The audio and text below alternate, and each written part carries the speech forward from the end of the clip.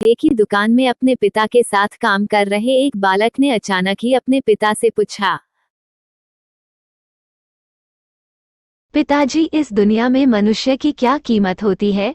पिताजी एक छोटे से बच्चे से ऐसा गंभीर सवाल सुनकर हैरान रह गए। फिर वे बोले, बेटे, एक मनुष्य की कीमत आंकना बहुत मुश्किल है, वो तो अनमोल है। बालक, क्या सभी उतने ही कीमती और महत्वपूर्ण हैं? पिताजी, हाँ बेटे।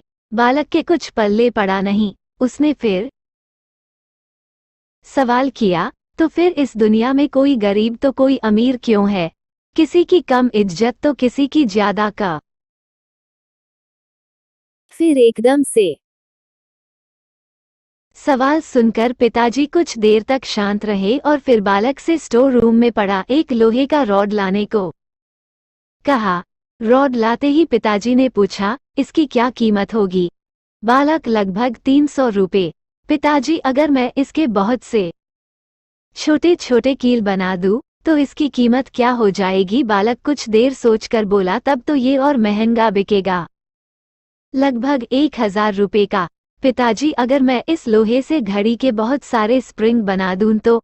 बालक कुछ देर सोचता रहा और फिर एकदम से उत्साहित होकर बोला, तब तो इसकी कीमत बहुत ज्यादा हो जाएगी।